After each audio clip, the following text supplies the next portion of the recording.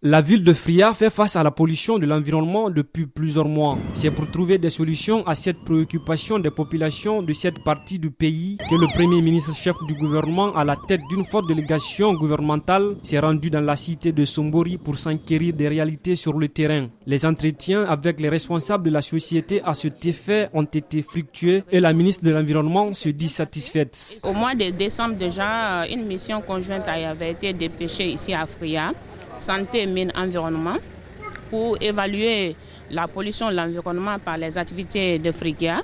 Mais comme on a vu que le problème persiste toujours, c'est ainsi que sous la clairvoyance de Monsieur le Président de la République, le colonel Mamadi Doumbouya, on s'est réunis aujourd'hui, tout s'est bien passé et sont engagés au plus tard au mois de mai pour mettre tout en œuvre, prendre les dispositions techniques pour mettre fin à l'envolée des poussières d'alumine.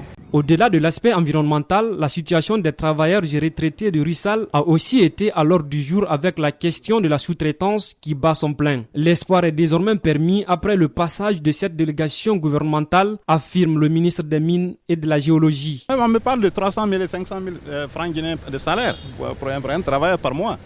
Ce sont là des choses que nous voulons creuser pour ne pas nous en tenir à des allégations.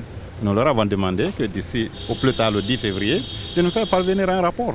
Nous allons comparer les choses et ensemble, nous, avec l'instruction de M. le Premier ministre, nous allons les convoquer, nous allons négocier, on va leur dire, voilà la loi de travail de la République de Guinée qu'il faut respecter. L'occasion a aussi été mise à profit par le Premier ministre qui a mis un accent particulier sur la construction de nouveaux filtres permettant de contrôler l'émission des poussières blanches à travers la ville afin de préserver la santé de la population de Fria. Nous nous sommes entendus que au 1er mai, l'usine de Fria va compléter ses installations de manière à ce que les normes de pollution acceptées de façon internationale soient applicables ici à Fria. Nous sommes dans un esprit de changement.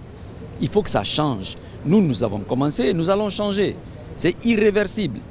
Maintenant, nos partenaires aussi doivent accepter de changer et de revenir sur les choses qui sont normales. Avant de quitter le Sombori, le Premier ministre et sa suite ont rencontré les sages de la ville. Une occasion pour eux d'échanger autour des questions liées à l'emploi et à la formation des jeunes, la promotion du dialogue mais aussi le renforcement du tissu social dans le pays.